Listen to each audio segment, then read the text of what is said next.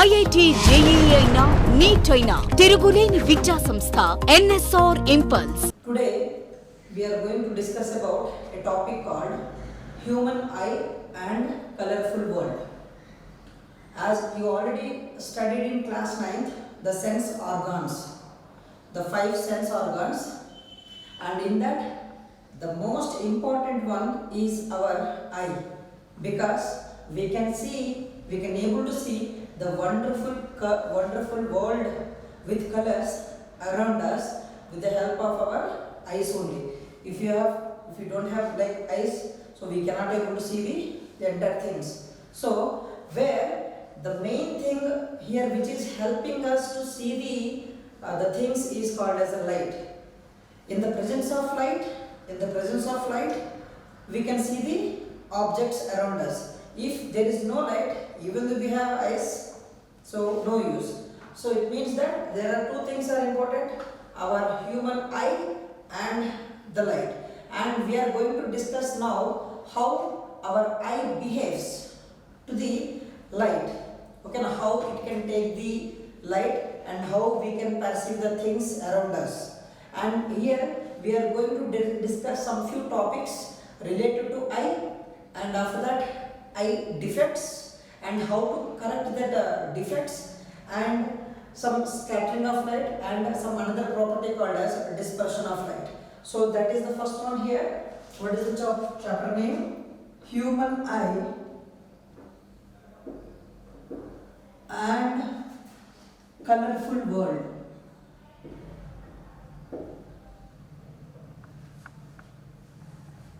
So here we are going to discuss the few topics.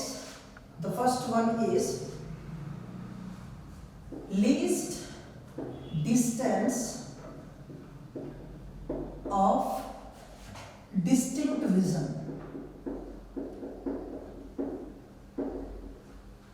and the angle of vision, structure of human eye, and defects, causes and types, and correction also, and power of the lens. The next one is a phenomena called dispersion of light.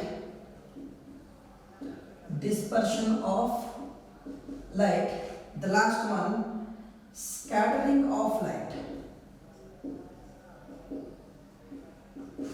So these are the subtopics we are going to discuss in this class today. The first one, least distance of distinct vision. As the name tells you that, we can define it very easily. They said that least distance means minimum distance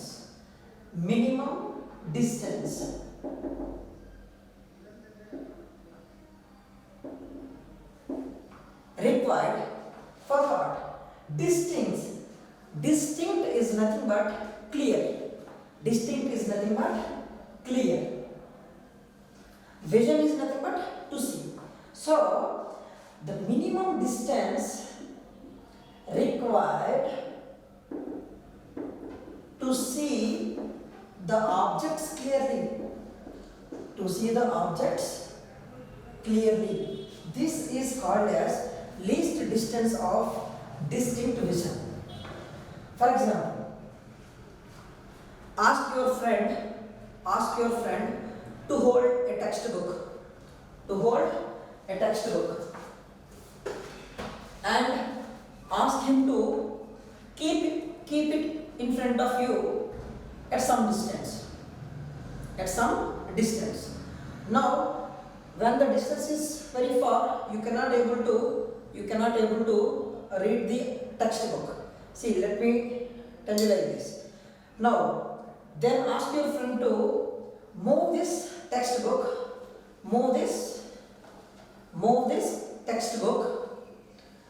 up to some distance where you can comfortable in reading the textbook.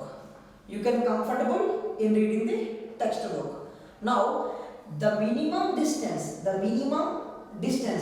where you can read clearly is called as the least distance of distinct vision. So for doing this, what are the things required? Simply a textbook and you and your friend itself. So there you can keep the book in front of you at some particular distance where you are very comfortable to read the textbook. That is called as the least distance of distinct vision. Generally, for a healthy human beings, 25 centimeters.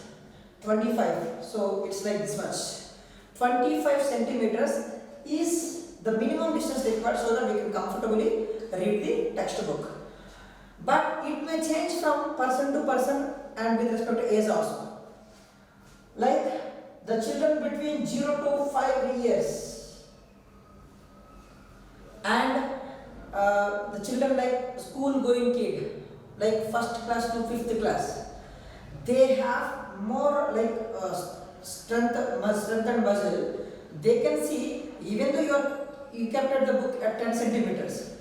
So for this type children, 7 to 8 centimeters is the minimum distance required. Even though you can keep, that is why they use the cell phones, they keep very near to the eye and they can see the cell phones. So even though the distance is very much less, they can comfortable in reading because of the strengthened muscles. If old aged persons, it might take 100 centimeters to 200 centimeters. So you need to keep the book some far away. Then only they are comfortable in reading. So it means this least distance of distinct vision may vary from person to person and age. So what is the least distance? The minimum distance required to see the objects clearly. Okay now, what is the normal least distance of distinct vision? L is equal to L for least distance of distinct vision. So L is equal to 25 centimeters. Okay now. Now the second one, angle of vision. Second one, angle of vision. Angle. See, when the teacher is supposed to take the class, he will take the place of center of the board.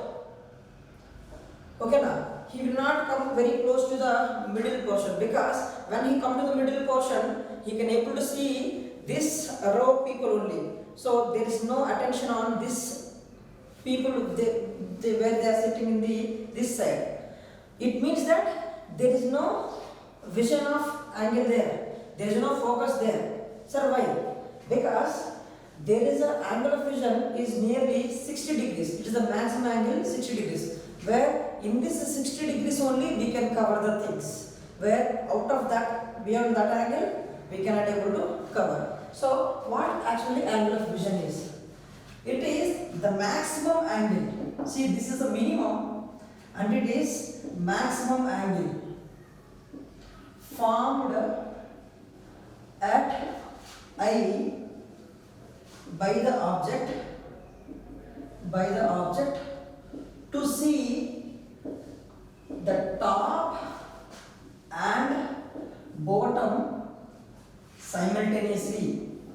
The top and bottom simultaneously. For example, if I keep this marker very near to me, very near to my eye, I cannot able to see this top and bottom simultaneously. I can see some part of it. If I keep it very far, then I am comfortable, because from this a ray is coming, that angle might be 60 degrees or less than 60 degrees. So the maximum angle formed by the object at our eye to see the top and bottom of the object simultaneously is called as angle of vision, which is 60 degrees. Sir, how can you prove it? So there is a simple experiment, simple thing. So keep a retard stand, and there is a clamp, and you are just seeing from this one. Now take different length sticks of different lengths, like 20 centimeters, 25, 30, 35, 40 like this. And ask your friend to keep at this instant at comfortable distance 25 centimeters. Okay now remove the stick from the clamp and keep one more stick of different length, more length. Let me take more length like this, more length. Now, can you able to see the bottom and the top simultaneously at the same place? No. So that you need to move it somewhere far. If the length is more, you need to move it away. Then you can see the scale correctly. Or if stick is somewhat large, you need to move it very far from the eye. Why? Because these ends are forming an angle which is of 60 degrees. An angle which is of 60 degrees at our eye. Now, sir, if I keep some object here, can I see the whole object? No. You can see only this part. You can see only this part because that length of the stick comes under this 60 degrees vision. This part and this part we cannot able to see because they are out of the region. So that is why what is the maximum angle formed at the eye is called as angle of vision. So these are the first two we need to learn. The first one is least distance of distinct vision, and the third one is second one is angle of vision. Now we are moving on to the next topic called structure of eye, very important. So if you know this one, if you know the drawbacks and if you know the faults and everything, then only we can move on to the next ones, right? So the next one is structure of human eye. It is very familiar to you in class 9th biology subject. In biology you may learn about all sense organs. Once again I am revising this structure of eye, where the parts of the eye and what are the responsibilities of those parts. Okay now? Right. Now the next one is structure of human eye. Structure of human eye. Human eye looks like a spherical ball. It looks like a spherical ball. And now the front portion of the human eye is covered with a layer called as cornea, and the back part is called as a retina. So it's nearly looks like what I told you. The human eye nearly looks like a spherical ball. Now outside portion, this outside layer is called as cornea. This rear part is called as retina. Now, so after this cornea, so what is the responsibility of cornea? So what a cornea will do? Cornea is just a layer called as a protective layer. Protective layer which is protecting the entire eyeball from outside dust and particles. So this is cornea. And after this we have lens called as crystalline lens. Crystalline lens, generally they are in the shape of a biconvex. Before this there is a chamber which is filled with liquid called as aqueous liquid. Sir, what is that aqueous liquid? Aqueous liquid is nothing but, when we see the watery type we can see on the eye, right? When some dust will fall, automatically it will move on to the edges. So this aqueous liquid makes eyeball always humid. Makes eyeball always humid. Okay now. So it is like a jelly type, watery type liquid. Now after that we have crystalline lens. Crystalline lens. So which is used to formation of image. You know that in earlier class how the lens forms an image, and you know everything, right? And before this crystalline lens, there is a thing called as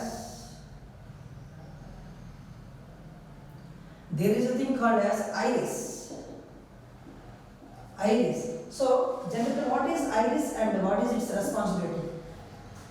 You know, some person's eye color is black, some may blue eyes, some may say cat eyes. So the color of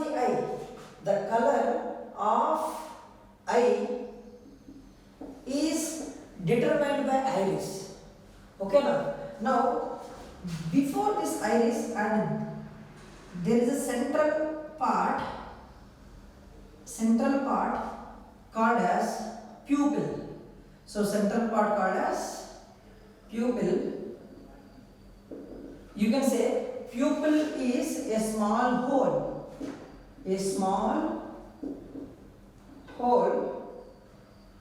through which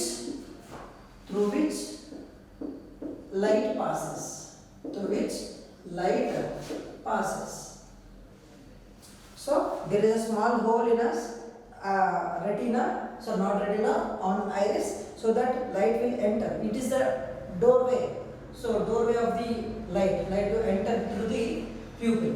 Now, and after this, there are some muscles.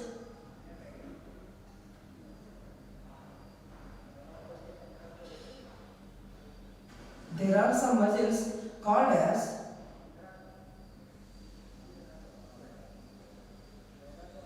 ciliary muscles. They are ciliary muscles.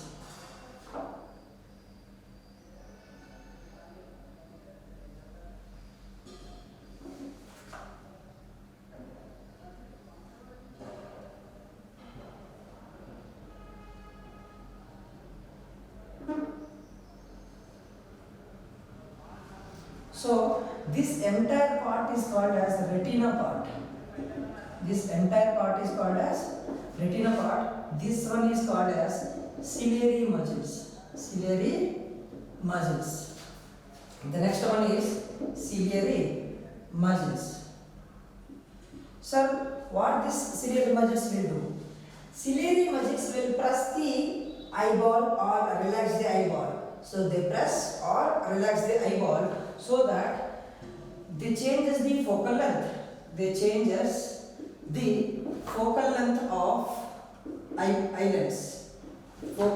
Of eyelids.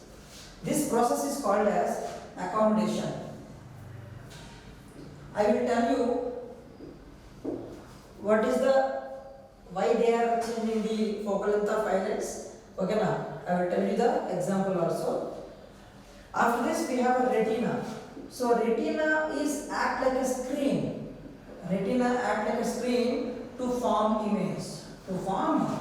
image.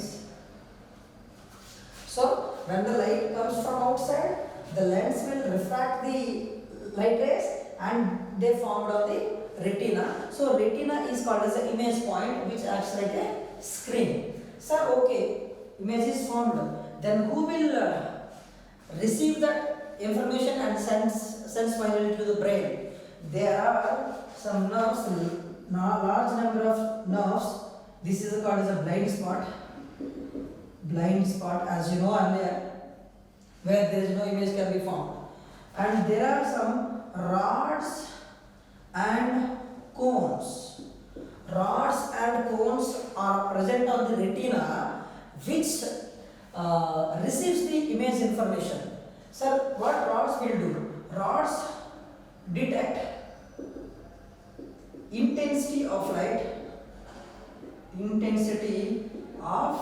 light where cones detect color of object.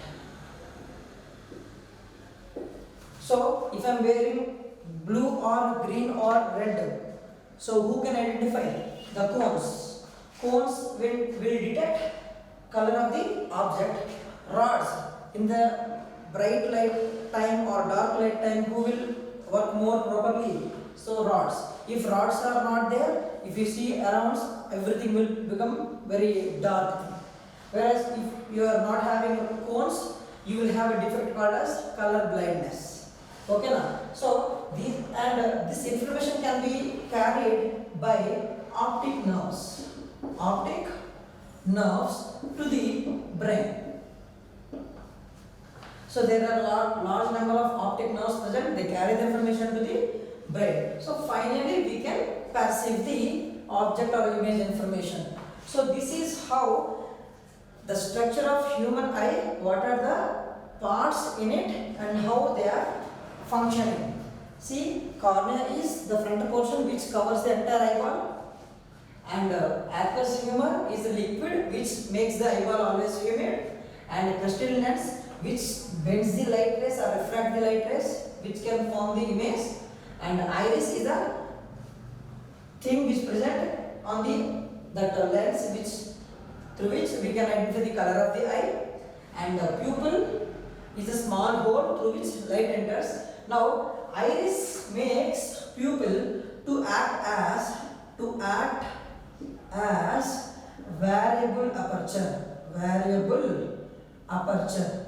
Sir, what do you mean by variable? Means changing. Aperture means the region on which light falls. In afternoon time we are very close, so that more light will come from the sun, so that if you are open and if you see the light, so it will be like it damages the eye, because more number of large amount of light enters, which is danger. So at that time, what iris will do? Iris asks pupil to decrease diameter, so that hole becomes very small, so that less amount of light enters. In the evening time, it is the light fall, at the time of light fall, so there is no light.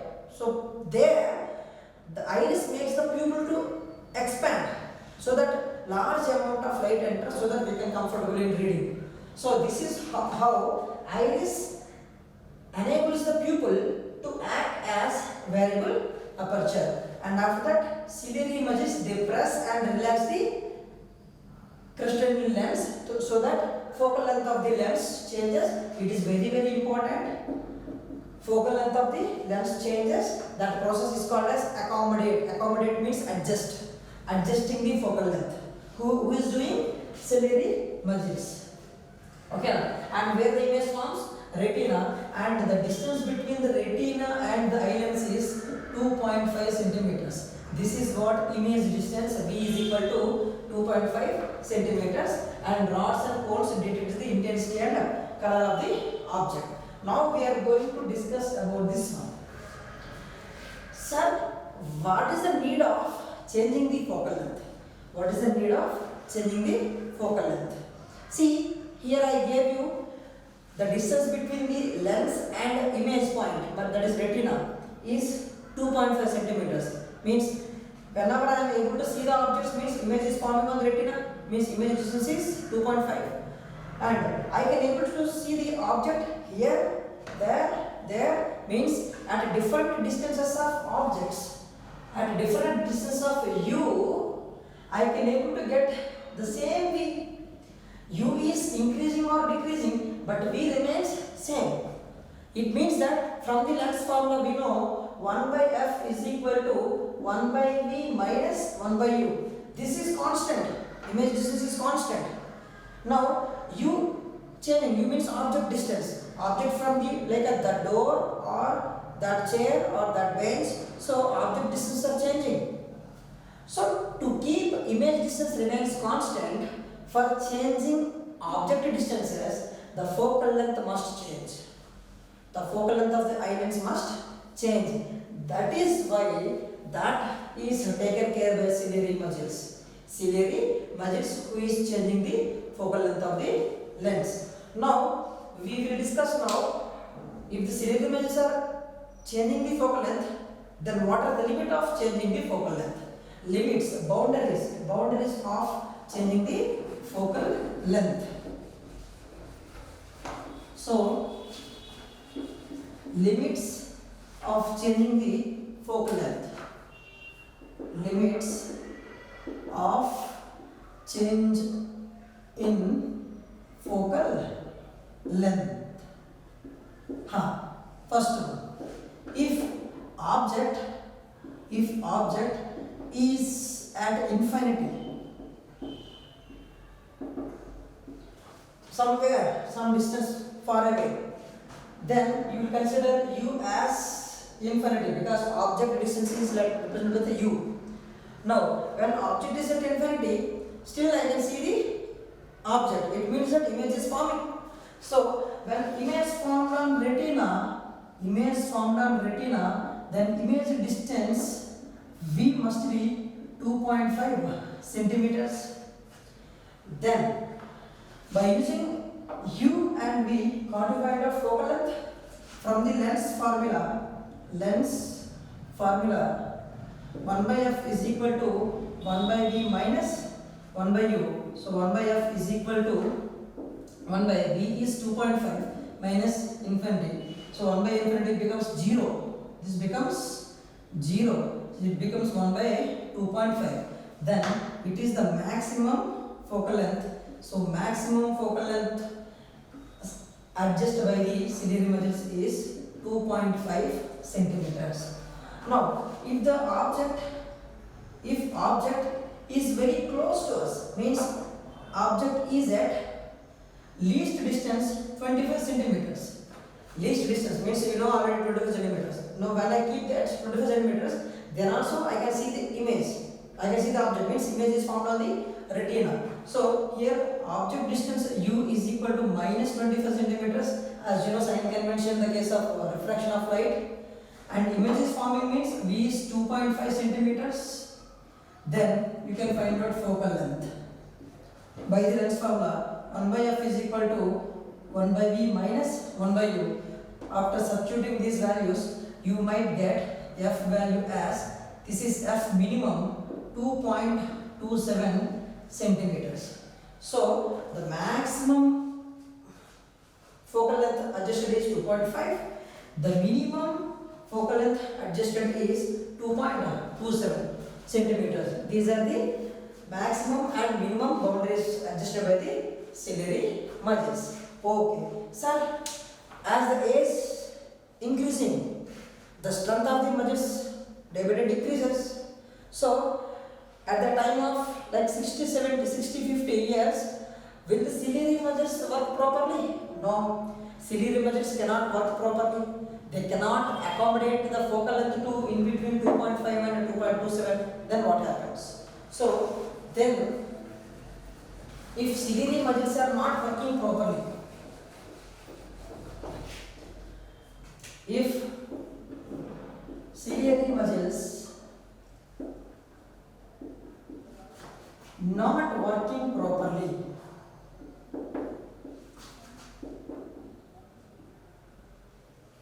then focal length cannot be adjusted between 2.5 and 2.27. Then there is no image formed on the retina. Then defect of vision occurs.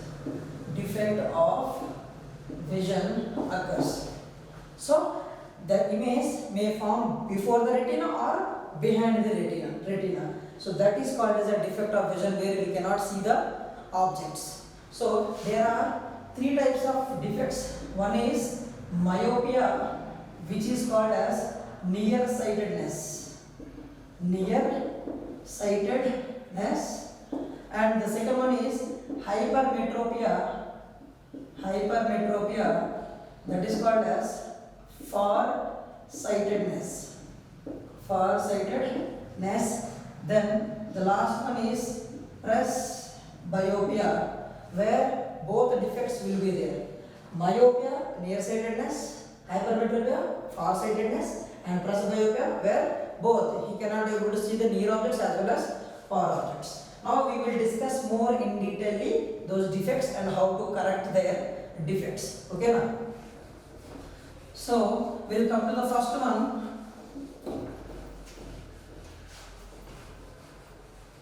We'll come to the first one, myopia.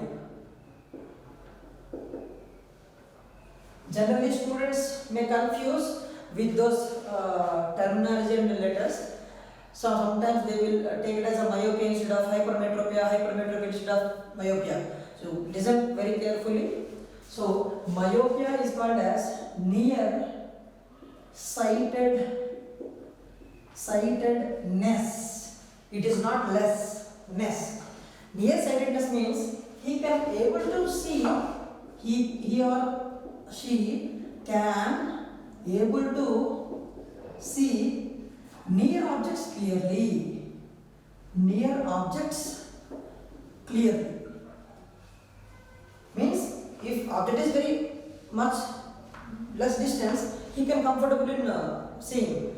If object is far from him, then he cannot. So then distant objects he cannot able to see. That is the defect called as myopia. So that is why children will say like, I have a nearsightedness. They feel that they cannot see the near objects. No, that is not. Nearsightedness means they can see near objects. They cannot see far objects. Okay now, sir, distant objects means up to where? Is it that door, or is it on the road, or is it that apartment? So there is some limit now.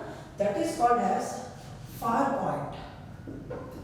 Far point, it is the point, it is the distance, it is the maximum distance of, it is the maximum distance from eye before which we are comfortable. Comfortable means he can able to see. So there is some distance before which he can able to see clearly, but after which he cannot. That is called as a far point. We represent with the letter M because it is a myopia. I am going to represent with M. See, I am now giving you just a schematic diagram so that you can understand what is a myopia. Now, as you know, this is eyeball, this is eye lens, and now this will be the axis, and it is the retina point. Now I am denoting some points which is L. You know that this is 25 centimeters, and a point called M, it is called as a far point, and distance is infinity, where which is very very far. Now if I keep any object here at infinity, the rays comes. Now the person suffering from myopia, can he able to see? No, because he is very far, he cannot able to see. It means that the rays, they may converge somewhere before the retina. The rays may converge before the retina. So this is called the defect. Now, sir, up to where? Up to where he cannot be able to see. For example, if I keep here, also it is very far. After the far part, he cannot be able to see. Means the image will form before the retina. If I keep object here, now he can able to see because the rays forming on the retina. So whenever I keep the object in this region, then automatically the rays come and fall on the retina. So then he can able to see the objects. But after that he cannot. Now, sir, then what we need to do? Because we need to see far objects also. Then what we need to? How to correct it? See, if object is at infinity, the rays are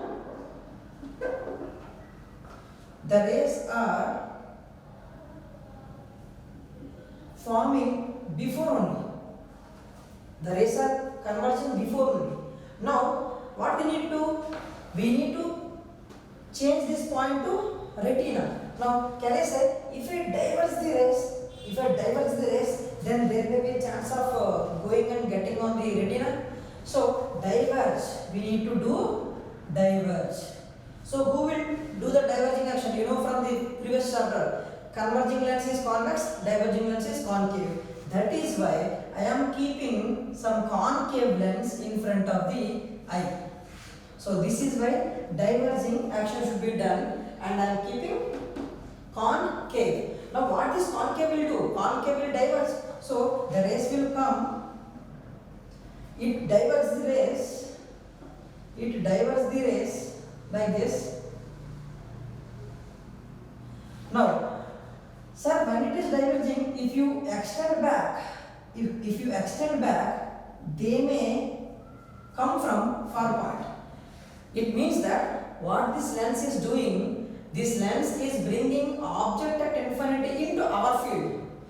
Object is here. Now it is bringing this object into the M where we are comfortable. So now I can say that for concave lens, initially object is at somewhere infinity.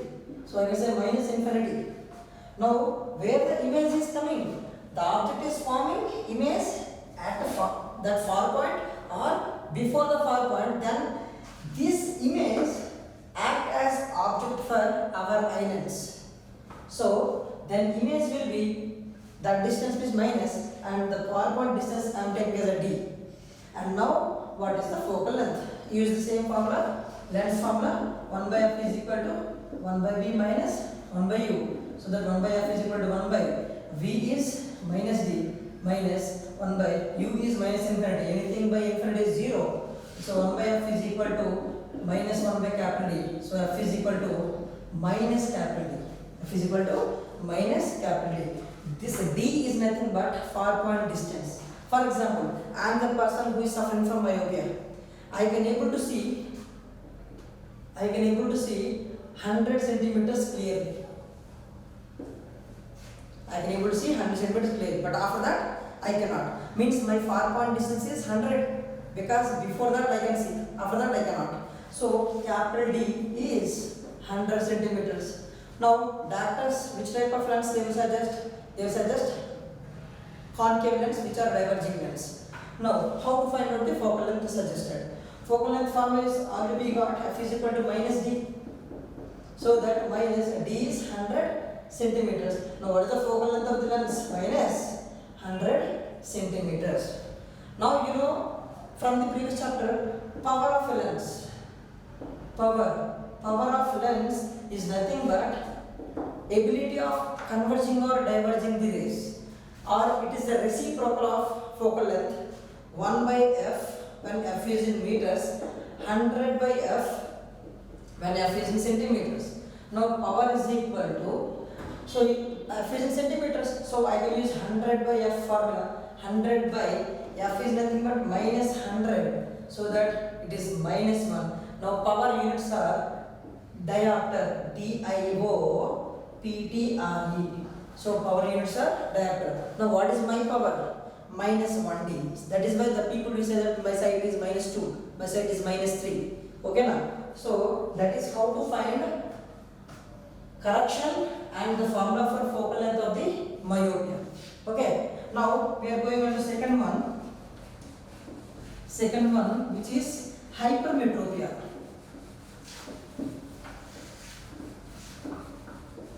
The second one is,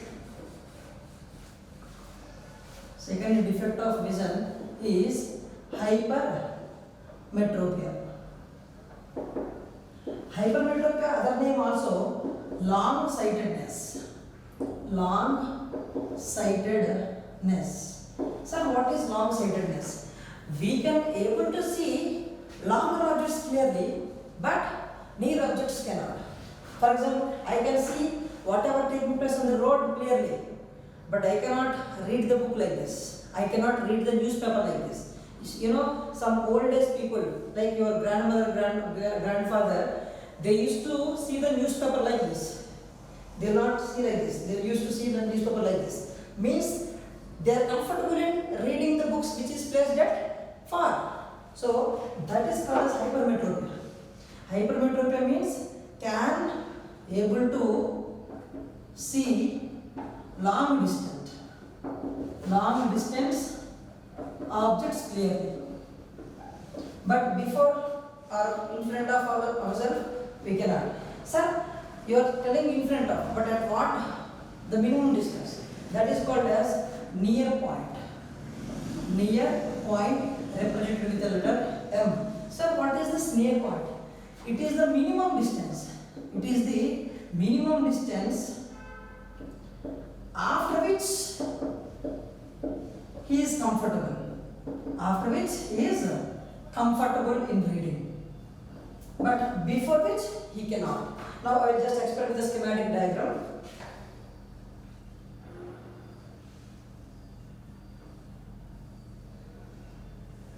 So you know that this is L. I am taking this as H, because it is hypermetropia, so that H. For far point I have taken as M. Now this is infinity, no? So if I keep objects here or here or here or here, the image will form on the retina because he can able to see long distance objects. But when I am keeping objects in between this region, H and L, it is very near to us. So near he cannot. So that the rays will come, they will converge somewhere after the or behind the retina. So the rays converge behind the retina. This is the defect. So the rays are converging. So from then what we need to do? See, if we still converge, converge, there is a chance of getting onto the retina. Means what action we need to do? We need to do converging action. So you know that converging action can be done by convex lens. Now how it is? I will explain. This is lens and eye lens.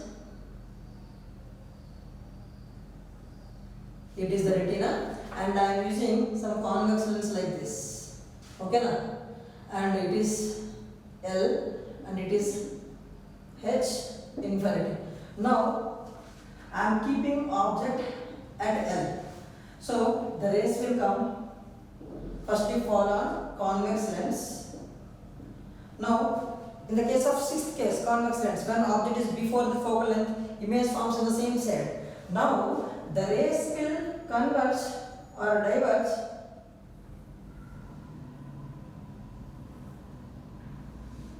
there appears to diverge from H.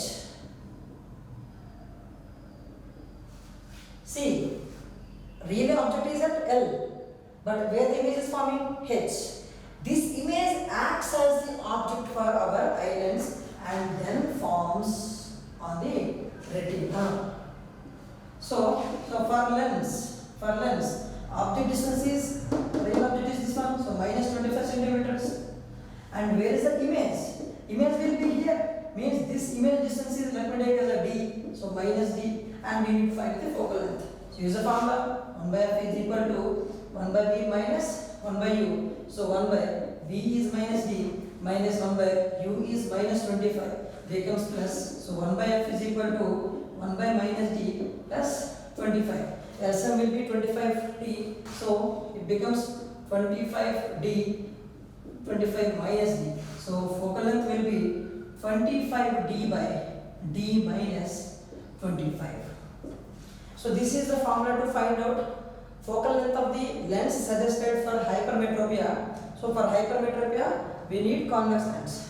For myopia, minus means concave lens. Okay. So this is the formula to find out the focal length. Sir, where is the small d means? Small d means near distance. For example, I am a 6 years old I cannot able to see before 80 centimeters clearly. Before 40 centimeters clearly.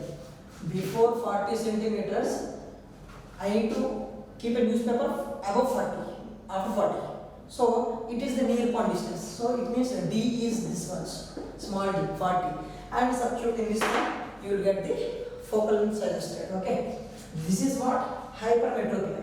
And finally we have third one, presbyopia.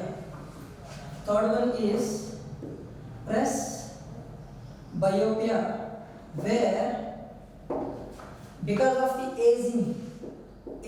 as age grows, the flexibility or the strength of the muscles keep on decreases, then there is a probability of unable to see that near objects as well as far objects. So both defects occurs here. Both defects. Now, so that is why you see some of your grandparents will have the specs, and here also one more lens. So to see long distance they'll keep like this, but to see near they'll keep like this and they'll read like this. It means so concave, convex, both lenses are used. So that lenses are called as bifocal lens. Bifocal lens. So where both contains convex as well as concave. So we can say both. So here you will have this convex and this is concave. So both defects we have, and it is corrected by bifocal lens, right? Now after this, another phenomena of light, that is dispersion of light. Dispersion of light. So what do you mean by dispersion? Splitting of white light. Splitting of white light into 7 different components of different wavelengths. Generally we can say Vidger, V-I-B-G-Y, Vidger. Vidger have 7 colors. So violet, indigo, blue, green, yellow, orange, red. Okay na? So there are different wavelengths. So different wavelengths means different speeds they have. When speed is different, automatic length also different. That is why they are splitting into some parts. Whenever the light is entering into a single medium, any another medium, so red has more wavelength. The red color has more wavelength, means more speed, less deviation. So when the light comes and falls on anything, so red color deviates very small, but violet deviates. This is violet, this is red. So from the initial direction, red deviates less, but violet deviates more because of their difference in the wavelengths and difference in the speeds. Due to this thing, splitting of light occurs, which is called as a dispersion of light. Generally, we will discuss here a prism, a triangular prism, P, Q, R. An incident light is falling on the first surface, which is making, this is a normal, and this is called as angle of incidence I1. And the angle between the two inclined planes is angle of prism A. And actually this has to go like this, but it is air and it is glass. It is air, it is glass. Hence, rarer medium to denser medium, it bends towards the normal, so that it bends like this. This angle is called as angle of refraction, and it is again falling on the second interface, where this is called as a normal, and this is R2, and again denser to rarer bends away from the normal like this. This is angle of emergence. So where I1 is called as angle of incidence, I2 called as angle of emergence. Angle A is called as angle of prism. Angle of prism. And if you extend this emergent ray back, this is actually incident ray should go, but it was came out like this. Now angle made at this point O, so this is initial direction and it is how it was deflected or emerged. So this is called as angle of deviation, delta. Angle of deviation. So there is a relation between the refractive index of the prism, and angle of emergence and angle of incidence. So actually from that you have some triangles where you can get the first equation as A equal to R1 plus R2. A equal to R1 plus angle of prism is equal to R1 and sum of R2. And the second one, A plus delta, sum of angle of prism and deviation angle is equal to I1 plus I2. Okay. Then at minimum deviation condition, sir, when deviation will be minimum, angle of incidence and angle of emergence both are same, then angle of refraction is also same. At that case, light suffers less deviation, minimum deviation. And this case of delta minimum, A becomes 2R1 and A plus delta becomes 2I1. Now we have a formula for refractive index.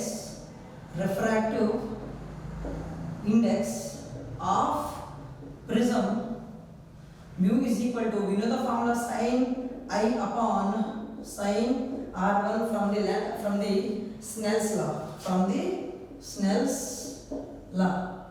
So that is why mu is equal to sin I1 from this one is A plus delta is 2I1. I1 will be A plus delta by 2 by sin, here R1 is A by 2. So this is the relation between refractive index of the prism and angle of incidence and angle of emergence. If you know all the values, for example, they will say it is an equilateral prism. Equilateral means angle of prism is 60 degrees. So 60 degrees, and they might give you angle of deviation. So they will ask you what is a prism refractive index. So you need to use this formula. And if you draw the graph between angle of deviation and angle of incidence, the graph will be firstly decreases and becomes minimum. At this case, deviation will be minimum, firstly decreasing.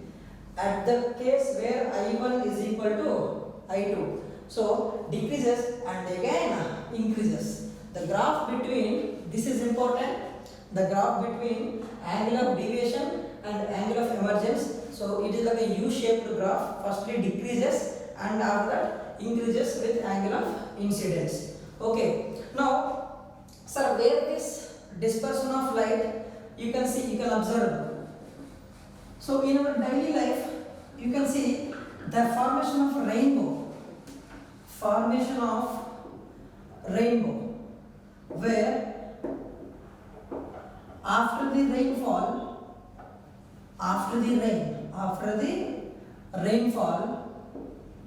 you can see some 7 colors in a type of arc, 2-dimensional arc, but it is not a 2-dimensional arc, it is a 3-dimensional vertical cone, okay, horizontal cone. So it is not 2D, it is a 3D.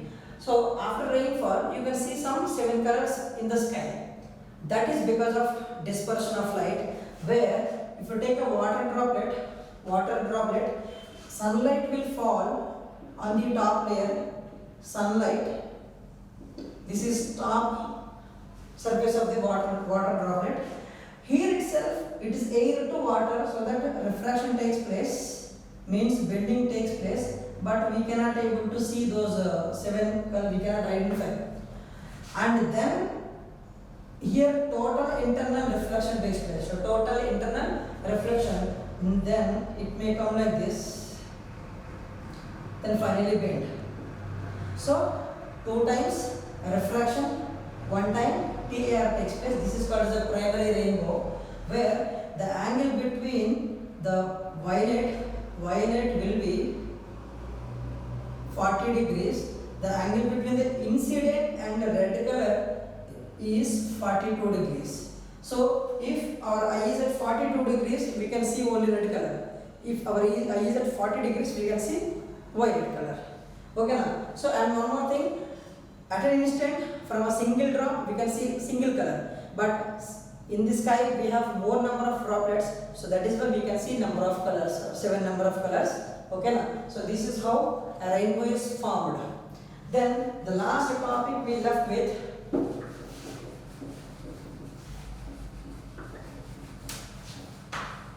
scattering of light. Scattering of light. Sir, what is a scatter? In the morning, when you open the window, suddenly the entire light spreads in our room. The light spreads in our room through the small window. So this nature of spreading the light is called as a scattering. So spreading nature, spreading of light in all directions is called as scattering. Sir, who is scattering the light? Because the air molecules scatters the light. That is why they are called as scattering centers. So generally how scattering the phenomena will take place? Let me explain. Take a molecule or an atom. So take an atom. Okay now this is incident light which contains all the 7 colors falling on the atom. Now when photon of light falls, atom will absorb the energy. Now after absorbing, it will again re-emit. It will again emit back in all directions with different intensities. Sir, whether it can absorb all the colors? No. See, the absorption is based on the size of the molecule. Absorption of color is based on the size of atom or molecule. So with respect to its size, it is going to absorb only single color. For example, out of visual, it is going to absorb blue. Let me take. So it is absorbing blue color wavelength, and again emitting back in different directions. This is called as emitted light. So absorbing and again emitting back. This phenomenon is called as scattering of light. That is why the definition we can say the phenomena of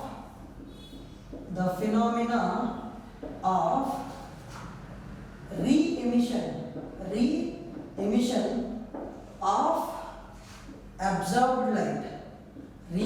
of absorbed light in all directions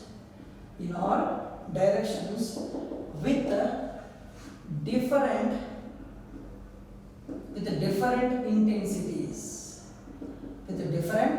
intensities. So as it is taking and again getting back again. So that is what re-emission. Sir, in which direction in more intensity will be? When the angle between 90 degrees coming and emission. If the angle between them is 90 degrees, then maximum intensity of light emitted.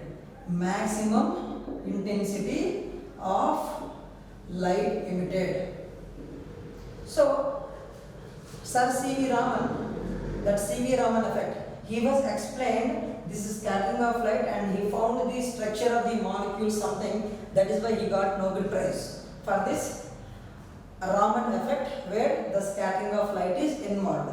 He observed that the frequency of light incident and emergent both are different. So coming and going is different. Based on that fact, he was able to identify the structure of the molecules and all. Okay now. So there are number of examples like why color of the sky is blue sometimes, why sun color is red. So these all are because of this scattering effect only. So you can see those examples where mostly scattering of light is done. Okay, so these are the topics in human eye. We have discussed the structure of eye, defects, and after that prism, dispersion and rainbow, and last scattering of light. Thank you.